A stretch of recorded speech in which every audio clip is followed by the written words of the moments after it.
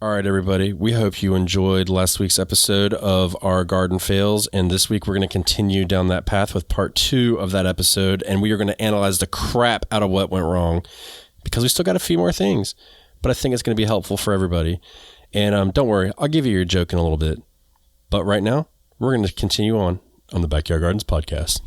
To have a good harvest, one must plant good seeds and must also use the right kind of fertilizer. The carrots have grown large and firm. How good they will taste.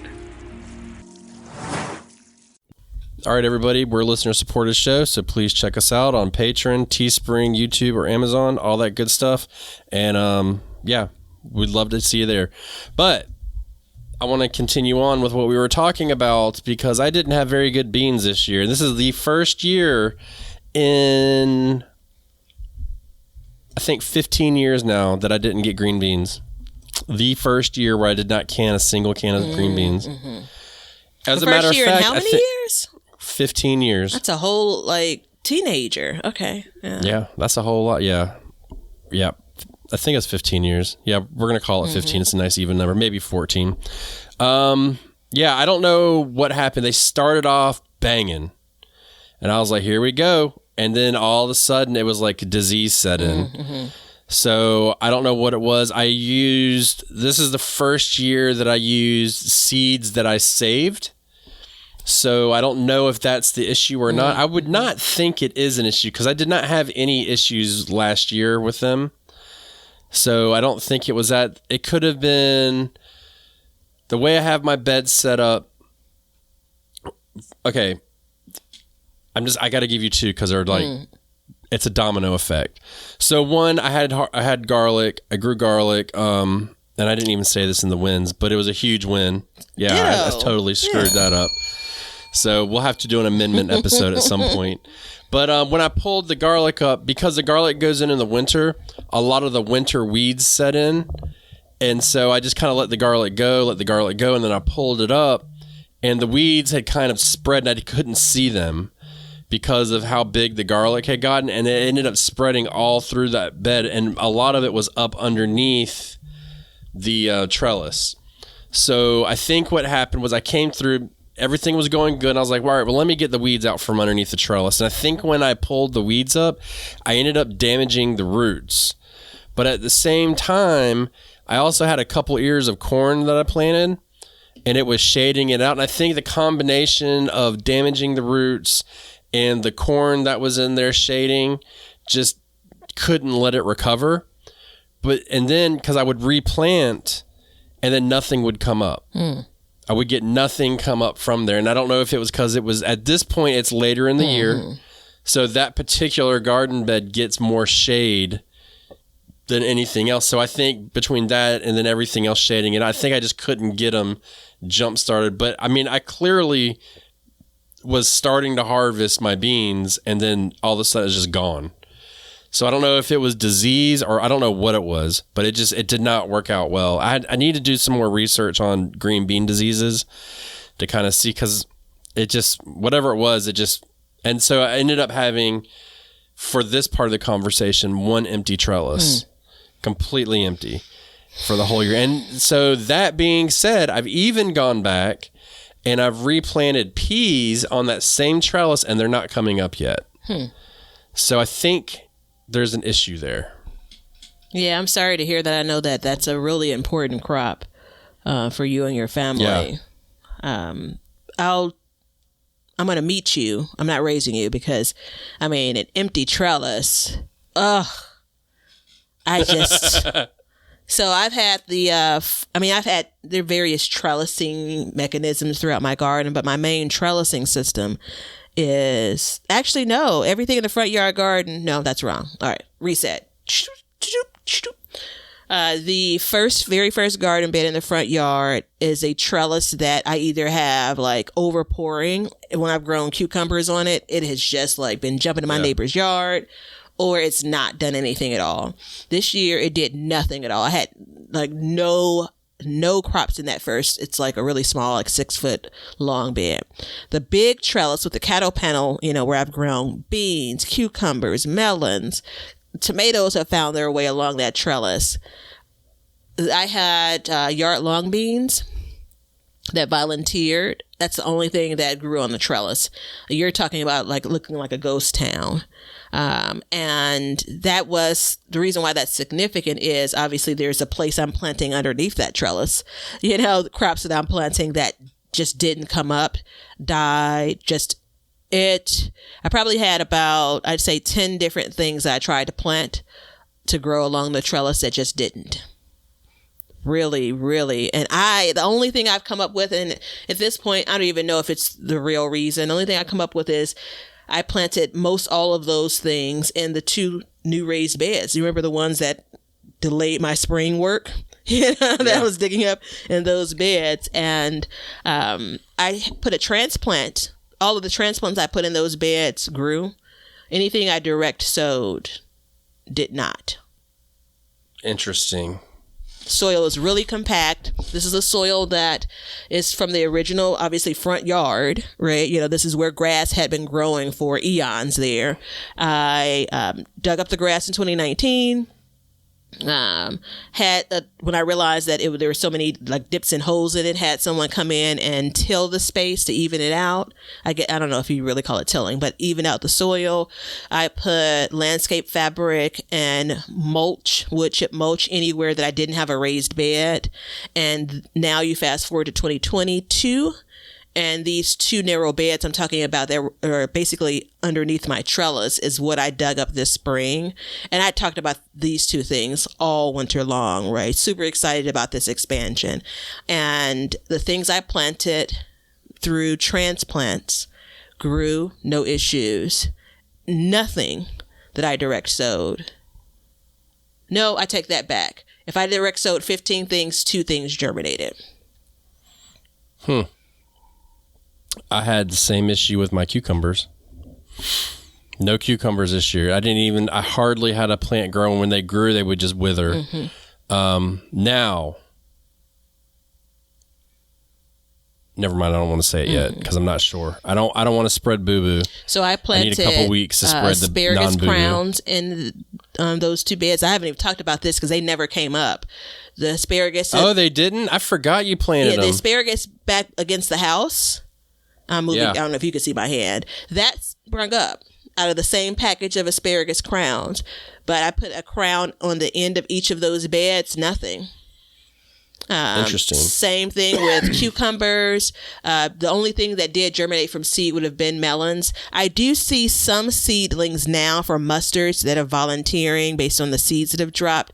So I'm not saying it's going to be impossible to get some things, to grow from direct sowing, but clearly spinach, I've sown spinach this fall 5 or 6 different times, and I see a couple of spinach plants that just got their true leaves, but clearly that area is struggling. Yeah, I wonder why that is. Do you have any ideas? The only thing I can come up with is soil health or lack of, but the thing I lean in most to is it's just compacted. Those seeds are smothered. Think about what we do when we talk about direct sowing. So based on the different types of seeds, I don't think even depth couldn't be an issue consistently, so I'm actually going to be planting some garlic bulbs there in one of those beds this year, and my hope is that just based on the kind of the girth of garlic bulbs, so it's like the biggest seed you'll ever plant, right? My hope is that that'll be fine. We'll see in the spring. Luckily, I have other places that I'll be planting garlic, so if something goes wrong with that space, it won't all be a loss. Right. But I plan on pulling out some of the soil, adding what I believe to be some good garden soil that I know that I've grown in. Right. And then, amending the bed and then planting out. That's my plan. I think it's just an example of kind of a brand new year 1 garden bed. And I took some things for granted. It's a huge loss, that could be. Yeah, it is. I mean, like I said, it was the first year I didn't get beans, and this is the second year in a row and last year being the first year that I never got cucumbers. So, and I got really close this year, but they wouldn't grow. Now I do have the bed that I put the cucumbers in. I used non-treated wood to make that bed, and it's literally crumbling. I'm sure you've seen it in some of the videos. I've got the wood to replace it, but it's literally crumbling into pieces. And I don't know if that could be leaching nutrients from the soil as well, because as we know, when wood starts to break down, it initially sucks the nutrients out, but then doesn't because I had dropped a seed on the outside of the bed and it started to grow. But because I had my tomatoes in that bed, they were getting shaded out. So this is again part of the domino effect. From when I left and I couldn't sow my seeds at the last part of spring, because cucumbers is one thing that I will sow in a pot and then replant because, they grow fast. So because I did that and I had already had my tomatoes in and I waited, I think it just never could get enough sun to get it up and going. So therefore it led to being very weak and then super susceptible to diseases and pests. You said a whole word which there. is a shame. Yeah. The beds that I'm talking about, the one bed that actually had something growing in it was a tomato transplant, which was probably the saving grace of my red tomatoes this year, which we'll cover off on a little bit later.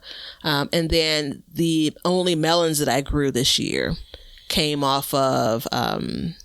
I planted 2 melons, some cantaloupes, and then my favorite mango melon, and I direct sowed those plants and those seeds in that raised bed. So the other side of the trellis, June, July, nothing's been growing in there since then. It's a long time for a short garden season to have an empty raised bed that you basically delayed your work in the spring, your plantings in the spring to create, so again, not the end of the world, but a great disappointment. There's no sugarcoating it. Yeah, I get that. It can be tough. It's one of those things when you have a trellis that's empty for the year, it sticks out like a sore thumb, and it's a constant reminder of like, hey, there's an issue here. I couldn't have said it better. It's just a constant reminder. So it's a tough one. I'm going to start hanging my trinkets on it. It's funny because the trellis that was empty is actually on the back part of the cattle panel. The back cattle panel is where I mounted one of the sprinklers. And the only reason why I could do it was because it was empty. So now I know moving forward, like, hey, this is where I want it. So there's a silver lining behind the whole thing. Let me ask you a random thing. I have this vision because my mind doesn't stop when it comes to possibilities of planting. And maybe I'll just do 1 or 2 to see how it does. But I have this vision of planting sunflowers in the raised bed underneath the trellis. And by the time they grow, like growing through the trellis, you get what I'm talking about? Yeah. Like if the head, so the holes in the trellis are pretty small, but if I can get the plant through there before the head starts to form, we may be cooking with gas. Yeah. I cannot grow a sunflower. I cannot grow a sunflower. I think it's because I don't water them. Yeah. I think they need water. Yeah, they definitely are hungry hippos. Yeah, I think I've got a place because you mentioned that's what kind of triggered it for me. In between the 2 cattle panels, there's a gap. And my original plan was like, hey, I'm going to put a perennial here of some sort. But then I started thinking, I was like, this would be a good place to put a couple sunflowers because I can tie them off as they grow to the trellis and not really be intrusive. And now that I have my watering situation apparently fixed, we'll see. And I'm going to do a whole video about that because it's something that I stumbled across many years ago, and I've really just trying to been hammer home the past couple of years, trying to figure out. So once I get it to where it's watering like I want, the only thing that I won't know for sure is once the cattle panel trellises are filled up with plants, if the water will spread the way I want it to. That's the only thing I don't know for certain. Yeah, it's interesting because the again, I don't want to kind of just stay here, but those 2 beds again, which would have been like one of the 2 extensions that I did this year, if you could call it that. I had thought about it and said, well, once the trellis fills up, there's going to be a really shady spot. I wonder what's going to happen.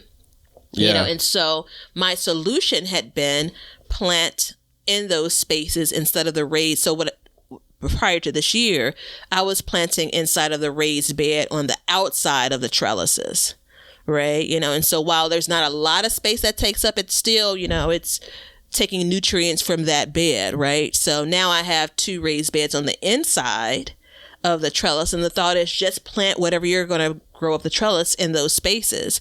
I mean, it makes perfect sense, right? Right. And so I ended up, clearly that didn't work out. So now I still don't know for sure. So basically I wasn't dealing with the problem of, if you plant on the outside of the trellis, can you still plant plants inside?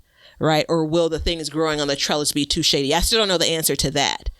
Right? And I still don't have the success of something growing in those 2 new raised beds. So, unfortunately, it's just going to be delayed at least 1 more year before I can figure out that piece of the puzzle. Well, I know that if so last year my green beans took over 3/4 of the cattle panel, and when I stood under it, it was completely shady.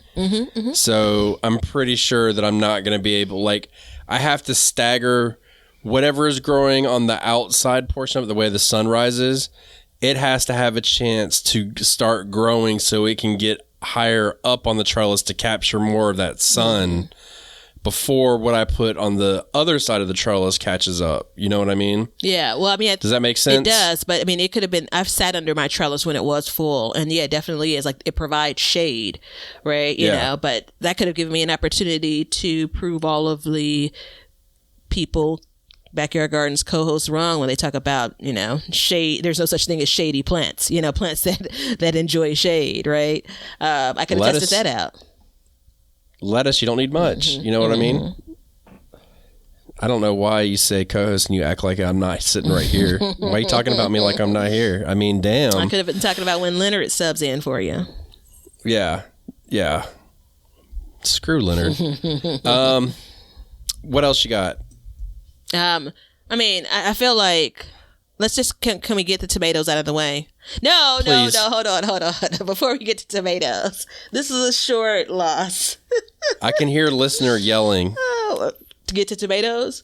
Yeah, I can hear them yelling right now. I'm going to go with it anyway. And this is a lemons into lemonades. I accidentally bought 6 Brussels sprout plants, thinking they were collards, which meant that I grew 6 less collard green plants than I wanted to grow. And for those that are new, it's one of my favorite plants, one of my favorite veggies. So that's, if I basically had planned to grow 6 more, that says something. And for those that are longtime listeners, you just know the disappointment. And not only did I accidentally buy them, it took me months to realize that I had accidentally bought Brussels sprouts instead of collard plants. So there is that. Yeah. Short and sweet. I do. I've done that. Remember when I ate the broccoli leaves thinking it was collards? They weren't as good. Everybody says you can eat broccoli leaves, but I don't care for them. Yeah. I can tell you this. This is the second year of growing corn. Tried to grow corn. I know I have a thing, and I think I've mentioned this recently, but this is the time and place. I have a thing that says hey, in North Carolina, you can grow corn, you can sow corn during these months, right? And so it's basically from April to July, right? So I'm okay, well, this is going to be good because I don't want to grow a lot of corn, but I definitely I've basically been told by my wife to grow corn and my son. So then I was all right, well, I'm going to plant them in June and I'll still get some corn. Well, it didn't work out. You know what I mean? And I was holding on. I almost had an ear of corn. I could see it forming. But it's one of those things, like as I drive around and I see people in my area in their gardens, they are completely filled up from April all the way to about August. Squash, tomatoes. There's one garden that popped up recently on the side of the road. It's a very random place, and it looks like it's some kind of like group of people that have this garden. I don't know anything about it. And I could see this every time I drove by, because I drive by it all the time. I could see the issues that were in the garden as the plants came out. So I could see the squash vine borer come, because you go by one day and then all the squash plants are gone, every one of them. The tomatoes were there.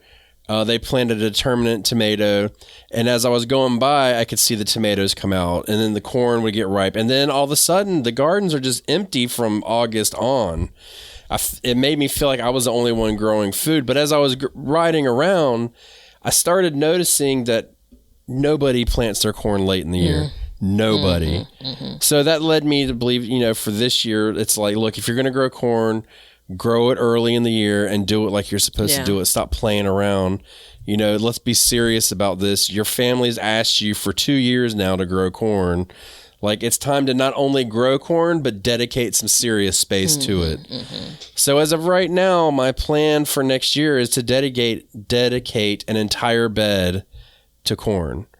And then just have it what it is, you know what I mean? Because, everybody enjoys corn, but it's one of those things. Last year when I was making my bed, and I actually seem to be having this issue this year, as I was going through, I was running out of things to grow, the amounts that I wanted to grow. So, I bumped up my potato growth this year coming up. I've kind of allotted more space, about twice the space. And then I've added some other crops, but then it's like I can dedicate a whole bed to corn and kind of eliminate that issue. So we'll see how that turns out for me. But it was definitely a failure, because I think that led to a lot of, it's another domino effect. That's the new name for this episode, is domino effect. But it was just, it got big and then it shaded. And so other plants wouldn't grow. And then I didn't harvest anything. I couldn't weed it because it was just taken over. So it's just overall a nightmare. I think a theme that's developing is, dedicate the space to the thing that you really want to grow and stop trying to cheapen it. Yeah. So I do want to say this too. There's going to be an episode coming up. We did a series, and Batavia and I decided to release it on Patreon, that we want to see how they like it. But there's something that came out of one of those episodes that we're going to talk about on the regular podcast that has influenced us, or at least me. Batavia's probably still thinking about it. We got 2 years and 10 months before we figure it out. But I'm sorry, that was rude. I apologize. You should, because I did attack you. It's more like 2 years and 11 months, because it's just 11 the last month that we. But it's influenced the way that we're going to guard, so we're going to talk about it. But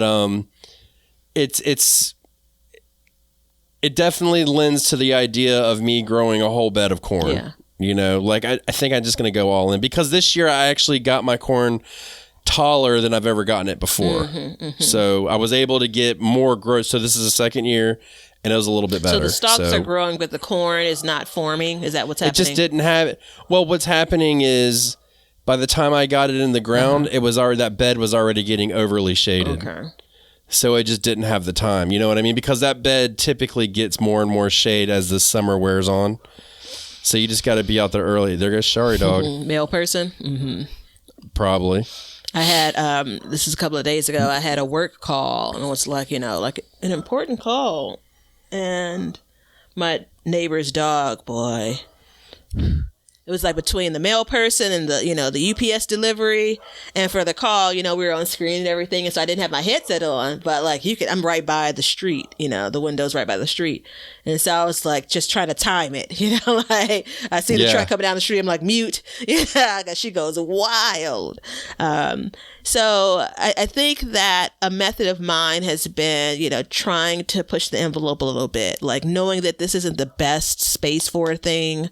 Like it's not the absolute best space for a thing, but let's see how it does. And there is, that sucks up energy, because you sometimes forget you didn't put this in the most optimal space once you get to the end of it, or once you're having trouble with some disease, or once something that's shaded out. Like it's hard to keep yourself accountable all the way through it. You just end up with some level of disappointment, but not realizing or remembering that you didn't set it up for the best success. And so a number of things that have happened this garden year and the series that we prepared for, and I'd say 1 or 2 episodes in the series really led me to believe in what I really want to do next year, right? Like it's not, I don't feel like I'll be questioning and second guessing myself. Like I feel like I've done the research in my garden space, and now what I plan to do in the next year makes sense for me in my space, right? Like I could sit here and explain to you exactly why I made this decision if I needed to, right? Where there's a lot of question marks around things. And again, it took these years, somewhere between 3 and 5 years. Haha, look at how that's increasing to get here, On the note of you doing, taking 3 years to do something, I need to be completely transparent here. Part of me says it's ridiculous, and then part of me says, the more and longer that I've known you and I talk to you, says it makes sense. Because gardening is not like a quick turnaround thing. Mm-hmm. You know what I mean? Like it's just one of those things where it's like it takes time to develop and learn. And it's not like you can stick, like for me, it's like I can't stick a Brussels sprout in the ground and then a week later be like, okay, well, I got it down pat. I know what I'm doing. Let's load this bitch up. It doesn't work that way. So that's my way of giving you a kudos for your time delays. If that isn't like the most backwards compliment that I will take. I will take it and run with it. And so the joke is 3 years, but there's seriousness to it. Everything shouldn't be think about it and wait 3 years to do it. There's some things that I just put on my longer list. There's some things that it seems to be taking me about 3 years to really hone in on and fine tune and tweak to get to a point of like being comfortable. So I think we plug and play when we use that. Sometimes it's just 3 years of procrastination. Let's just keep it really real, sometimes it's that. And I do think that it absolutely is a part of like the way that I navigate life. And that's another reason why it makes a little bit more sense to you the more you get to know me. So I'm going to take that now as a 80% compliment and 20% this dude. All right. So my next one. I'm tired of waiting. I'm tired of waiting. Okay. I want to hear about it. Okay. All right. Fine. Tomato Gate 2022. I'm telling you, boy, Alexa, she's just popping up here. Like I told you not to plant those tomatoes there, girl. That's what Alexa just said. She's got a whole speech. I think it's Alexa downstairs in the kitchen too, which is really creepy. But okay, we're going to move on. You're procrastinating. So if you haven't heard, and can this be the last time we officially talk about this? If this is like the empty trellis, like every time we talk about it, it's just a reminder of the sadness that I thought I had got over. So I planted tomatoes in my beloved cage, baby. It's about a 30-foot by 4-foot wooden cage that has that sits about 5 feet tall. It sits up against a fence, and so this was built by a nice gentleman that did some work for me, built back in 2020. This replaced the original version, which was much smaller, and I had both of those cages, both versions, built with the intention of planting all of the tomatoes. In all seriousness, planting tomatoes that I wouldn't have to worry about fighting the squirrels for, right? So this had been something that was in the works for probably 3 years before it was originally built in 2018. Mm-hmm. And so then the new version went in 2020. And so once I realized, I love what I have now, love the first version too. But when I realized in 2020 how much room I really had, instead of planting a few tomatoes that would be unbothered, I filled the cage baby up with it. And so that's probably somewhere around 8 plants, 10 plants or something like that.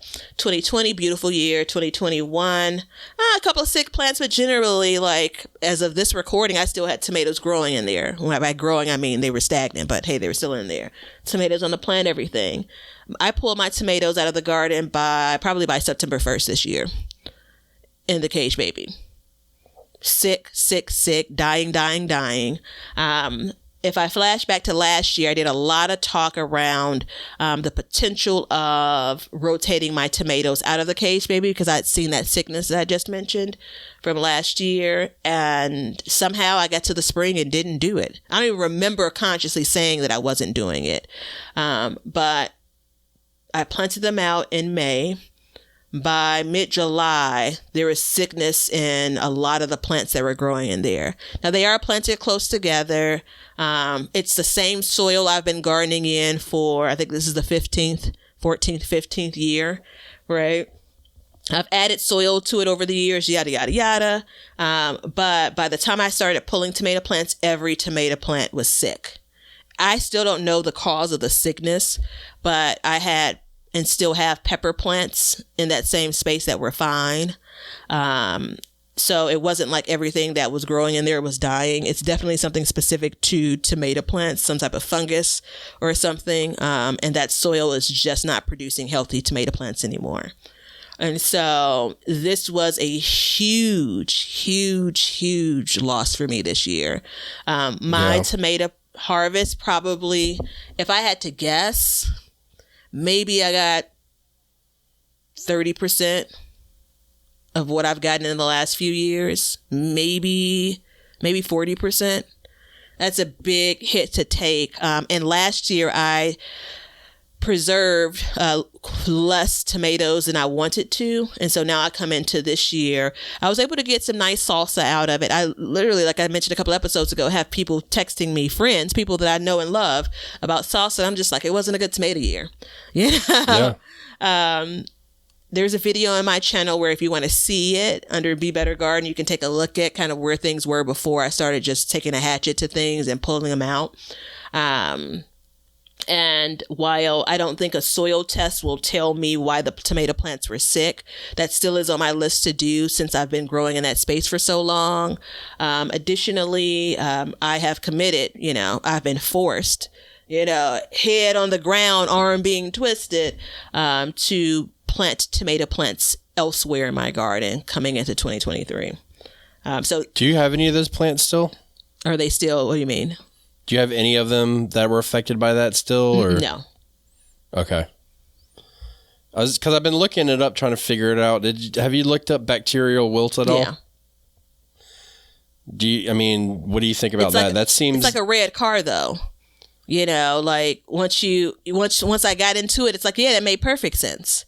Yeah. Well, you're not going to know it until it happens. Did you overwater them at all? This is the maybe. I'm going to guess that I probably underwatered them more than overwatered. So if we go back to maybe last episode where I talked about some watering issues that I can't necessarily diagnose, I think I probably underwatered my garden more than I overwatered it this year.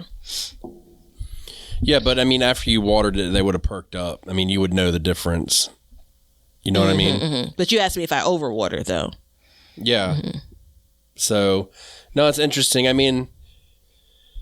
think, I was reading about it, and the bacterial wilt seems to be kind of a catch-all too, maybe. Mm-hmm. But it was just make sure you plant something there that doesn't get affected by that. Yeah. So, yeah, I think brassicas are going into it. I did have a couple of questionable plants that I pulled this year throughout the garden season, but clearly this was the crop that was impacted the most. And for those that maybe want to get a little bit more technical, again, don't know the real cause of it, I had all different types of tomato plants planted there. So it wasn't like it's a particular variety. I had Romas there. I had my new favorite Boxcar Willie. I had pineapple, which is my favorite tomato now to make salsa with. I had Black Krim. I had, there's one more, Paul Robeson, right? So it was different varieties all through the cage. And again, right in front of those tomato plants, I had perfectly healthy and great producing pepper plants. So, there we are. Yeah. That's a tough one. It's probably been the toughest that I've experienced in my garden, I think. A total crop loss like that's tough. Yeah. It's tough. It's a hard pill to swallow. Do peppers get affected by bacterial wilt? Do you know? Not that I know of. I don't know if once those pepper plants stayed healthy, I didn't look into that. And because I don't plan on planting anything from the nightshade family. So they're next year. I hadn't researched that further. So yeah, it's, I got, again, pounds and pounds of tomatoes, but not for my plants. This is the same discussion of the potatoes. Something could be said about being able to grow anything, but when you're dedicating the amount of time, energy, resources to your garden, right, you want to come away with the most bounty you can, and that's not this. It looks like peppers are affected by it, so you can't grow tobacco there. That helps you at all. Which again, it's really odd. Not a single pepper plant was unhealthy this year. Not a single one in that same space. Which then makes you question, was that really bacterial wilt? I don't know. Yeah, well, I mean, it's tough. If I plant peppers next year, all right, that's going to be the year. You know, that's not my plan for that space, but that could be the year. I can tell you a lot about pests. I can tell you a lot about a lot of things, but like diseases and funguses are really hard. And I'm learning like certain diseases that affect my area, but like across the board, that's like a really hard one to come across. You know what I mean? So it's like I Googled the causes of tomatoes to wilt, and this one website, dude, I hate it so much. It goes, "You're underwatering it." No, that's not what it is. Like, come on, man, give me some substance. You know what I mean? Like, there's more to it. But yeah, you know. And I would say, like, I would question your watering some, but you've been growing tomatoes and so many tomatoes for so long that I feel like you know how to water. Yeah. You know what I mean? Like, it's not, so it's definitely some kind of disease, fungus, or maybe even like some kind of root pest. My cat's getting in a fight outside. Because remember, I had like 3 more tomato plants in the front yard, and that was really the telltale. Right, so it wasn't anything that was airborne. I did have like what's the one? Purple, Cherokee purple. So I had that in the front yard garden in 2 spaces, and the plants didn't do the best this year. But the third plant I had in the front yard was the Boxcar Willie. And remember, I planted that out, transplanted it in much later than everything else, and you know, I pulled tomatoes off of that in early October. Right? Like, again, it's the same 125 feet space, right? Like, this is where I'm planting. And I didn't see any sign of that disease. But guess what? That was the first time I'd ever put a tomato plant in that space. Ironically enough, that's one of the transplants that did well in that new garden space I dug out, those narrow beds in the front yard garden. And so I didn't plant it to test it out, because when I planted it, I didn't realize that the cage baby was going to fail, right? You know, but it was confirmation that there isn't anything in my area. There isn't anything airborne. You know, it's not likely that my tools are carrying some disease, because I'm using the same tools, you know, to work up, you know, the garden area. My technique, generally speaking, you'd think if there was something with my technique, you know, pruning, you know, if there was something with my watering, of course, those 2 different spaces aren't getting the exact same water. But when I'm watering one, I'm watering the other. Like, so those are things where I'm like loosely ruling out, you know, it could be this, it could be that, it could be this, it could be that. And it's unfortunate. I would love to know for sure what it is, because then you can take proper action. But we do know one of the methods I'm using to address this is, plainly put, crop rotation, which, if you've been a long time listener, thank you again, you know I'm not a fan of, you know. Yeah. Crop rotation sucks. I'd love to make a garden plan and just roll with it. I would love that more than anything. Never have to do it again. But then what would I do all winter? I mean, really. No, you know, and I mean, transparency moment. This is the time in which I am obliged to say that, like, we had the crop rotation thing, and you were like, "I'm not rotating crops ever," and I feel bad, because I remember saying, "Well, we'll see how that works out for you." Little did I know, a couple months later, we saw, And I mean, the thing that sucks about it is you have like a dedicated special space for it. That's, but I think based on that space, I think you're going to find some uses for it. For sure. I mean, essentially you have another trellis. Yeah, for sure. That, and I do rotate my collards and things like that because I'm definitely afraid of club root. So that was like the only exception I made for crop rotation. But I think it stings less that, I was like, never. It stings more because I had a hint of this last year and I thought, and I said out loud, I should probably. Really? Yeah, this is what. Did we not 10 minutes ago I said that last year maybe I didn't say it 10 minutes ago. So last year on the podcast, I'm almost certain I said it out loud. At least I said it out loud as I was, making my breakfast last year. That I said, I may need to rotate my tomatoes. I thought you meant you had some of the signs of the disease last year. Well, no, that's the reason why I said that, because I had 2 tomato plants that got sick and I pulled much earlier than ever. So that was like 2 out of 10 in the cage that were sick. And I said to myself, it may be time, right? But it would have been begrudgingly when I said it, right? So that's the part that stings. There was a moment in time, and it just wasn't like, again, that one breakfast. It was probably multiple times that I was making breakfast. I was thinking about it. That was going to be a part of my plan. But check this out. This all folds in. If you go back to the top of last week's episode, how I talked about my lack of having an actual dedicated garden plan, hampered some of my successes. I can't say for certain if I really had sketched this out that I would have remembered, you're supposed to rotate your tomatoes, but I may have, But all in all, again, I'm giving myself some grace. Sometimes it takes a failure like this to give you the kick in the butt that you need, right? Because if I would have planted tomatoes in that space in the cage maybe this year and they were all in all generally healthy, I'd have planted them next year too, So I would have planted them there until the space failed me, to be quite frank. No, it makes sense. It's tough though. I mean, I feel for you. I was sad when you told me because I know how much tomatoes mean to you. But I think in the long run, it'll make you a better gardener. I agree. I don't normally like those sayings. I normally call BS on that, but I agree. Yeah, I don't like it either, but my last one was my container garden that I started this year.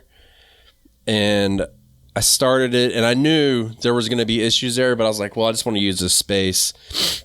And when I came back in the fall and I did a video about like, hey, I'm going to move my container garden and I'm going to move it to this space because it gets more sun. Since I've moved it, it started producing. And that just really tells me 2 things. One, I either need to do the same thing next year, but be more proactive about moving it. Or 2, I just need to have a container garden set up here in this space from here on out and just never move it and not worry about it.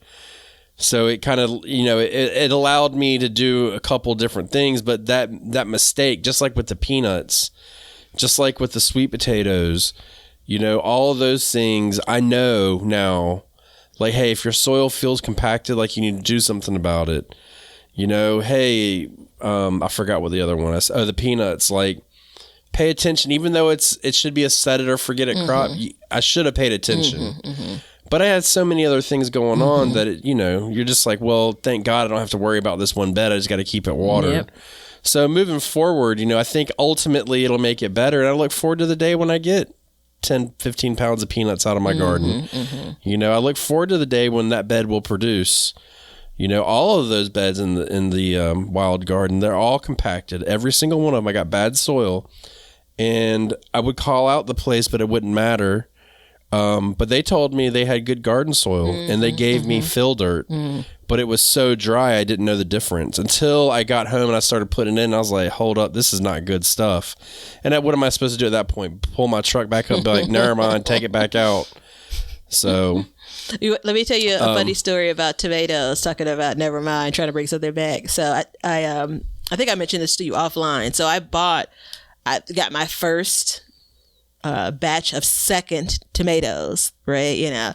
So based on this tomato year and based on some other crops that we're still producing, I think this is like, maybe early October. I got the last at the farmer's market. Like, this is the last weekend for the tomatoes. So I bought some seconds. They were aromas. And I was like, I'm going to go home and make some salsa. They were like kind of rock hard aromas, but here we are. And so they actually have been ripening. And as they ripen over that first week, I saw some spots, and not like ugly tomatoes. I know that that's a part of, if you buy seconds, but like rot spots. And I'm just like, if it was one or two, it wouldn't be a big deal. It's like a half a dozen of the tomatoes, right? And I'm like, I could really use a half a dozen of these tomatoes.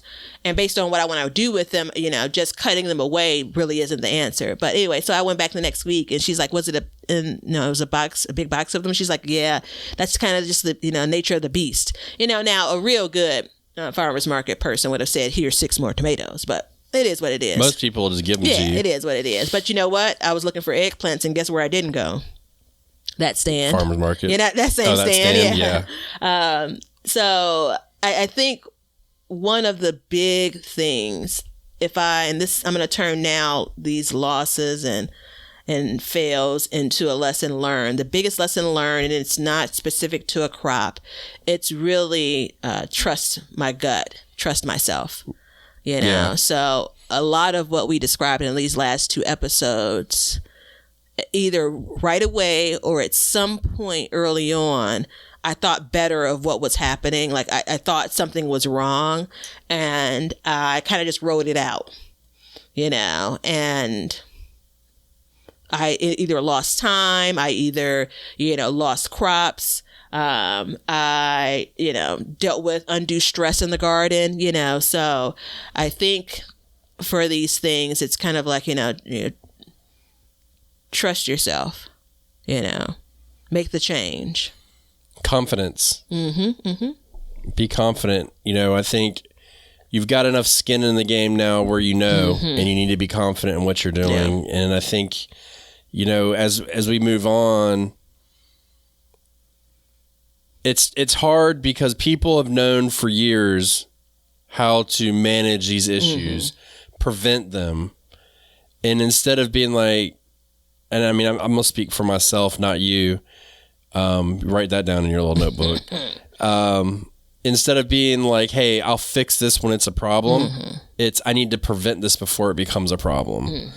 It's like you don't wait and change your car engine oil until the engine blows up. You do it every 3,000 miles so your engine doesn't blow up. And I think that makes for a smoother thing. But then that the problem I get with that is it becomes more labor intensive. And as we get bigger and bigger gardens, the labor, it gets to be a lot.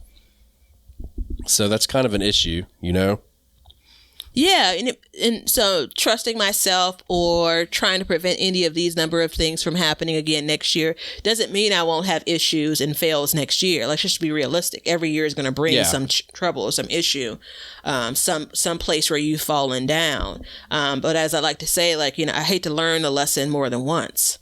So there's that bit. I think though that there is a level of confidence, even with basically 2 hours of falling down is what we've talked about, right? Even with 2 hours of falling down, as we look back on this garden season, I feel like I came away from this garden year with like such great confidence in decisions that I make about what I'm growing in my space, how I'm growing it. And so I'm not going to rob Peter, because we'll dig into that a bit in that future episode you talked about. But it makes me feel comfortable. I normally dread these kind of episodes, do we have to talk about it? But I know it's therapy, man. Yeah, it's healthy for me, right? It helps me kind of stretch and grow and kind of get beyond the thing. And I'm hoping that it's helpful for the folks that are listening as well. What I know for sure is y'all not alone if y'all got struggles, because we're right there with you.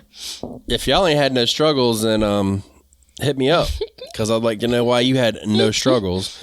But I mean, it's going to happen. You're going to have pests, you're going to have disease, you're going to have droughts, you're going to have heat, you're going to get a freak freeze.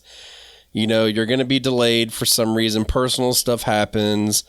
I think if you're in gardening in a serious manner, and when I say serious, you're there's two types of gardeners, and you're going to hear this again in the future.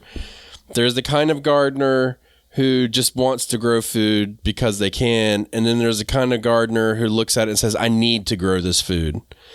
And when you need to grow this food, or you feel the need to grow the food more like what it should say, you know, there's a lot of labor that comes into that, and there's going to be a lot of issues. You know what I mean? You're going to have bigger gardens. You're going to have more variety. You're going to have more desires, and all of these things are going to add up, and it's going to be hard. But I think it's rewarding at the same time. Yeah, agreed. But on that note, I know somebody who has a banger recipe of the day. Of course I do.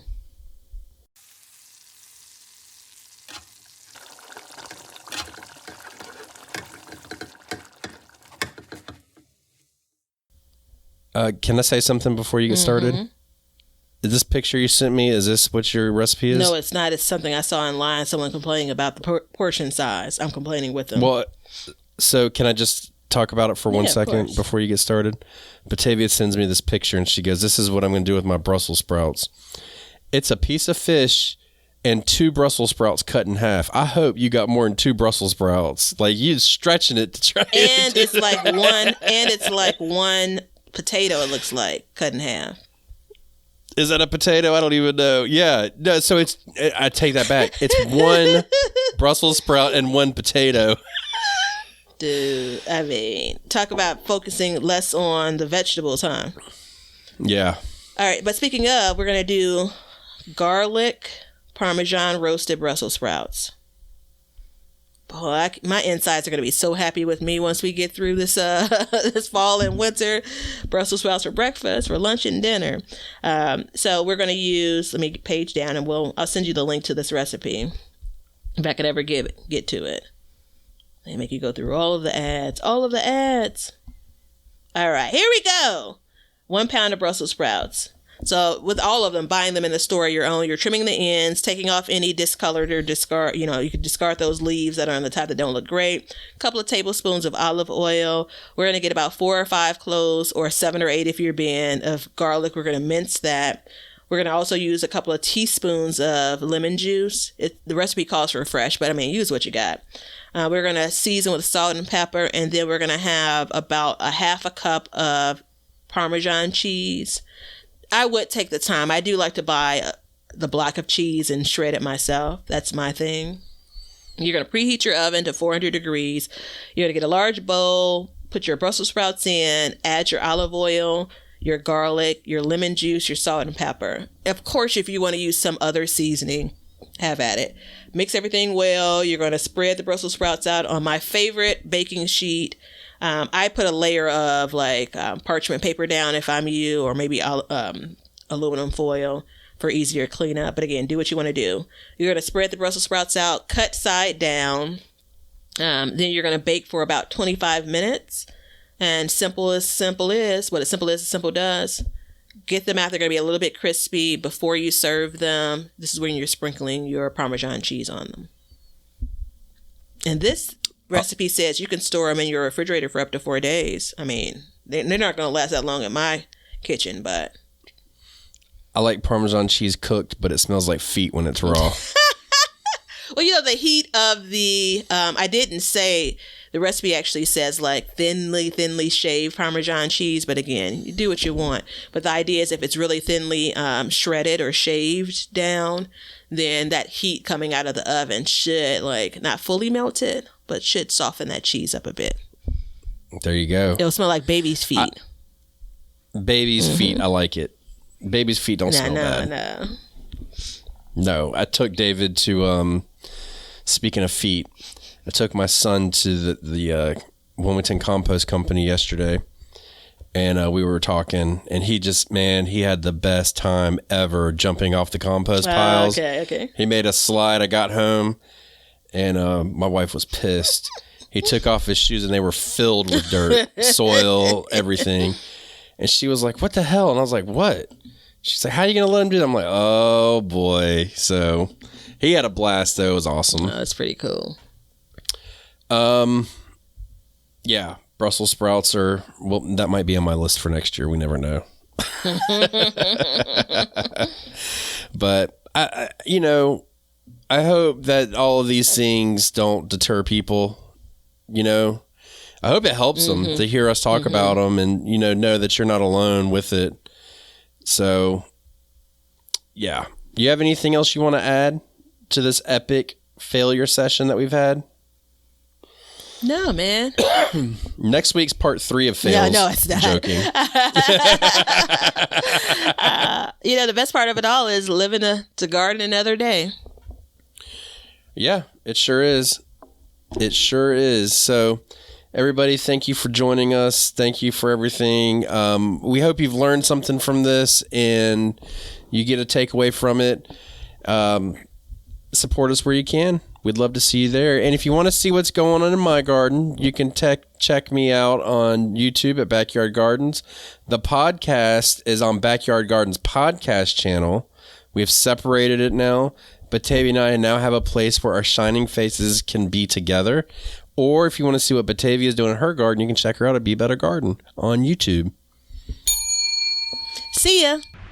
Now you know why people feel like celebrating at harvest time. All over the world, people have feasting and good times when the crops have been gathered in. Hey, everybody. Thanks for checking out the Backyard Gardens podcast. If you like what we're doing and you want to continue to support the podcast, head over to our Patreon page to sign up. You can also make a one-time donation using PayPal. Both of these links are in the description. With your support, we can continue growing and helping others in their gardens. See ya. If you guys want some Backyard Gardens gear, go to the link below and check out our t-shirts, mugs, pint glasses, and other gear. All purchases go towards helping to support the show, so thank you so much in advance, and we hope you enjoy. We want everybody to have a garden, and we're going to give you a chance to win free seeds every month. Head over to backyardgardenstv.com and enter your email address to be entered in all of our giveaways. Good luck. We want you to be a part of our gardening community. DM us a picture of your garden at Backyard Gardens TV on Instagram, and we will share it with our listeners.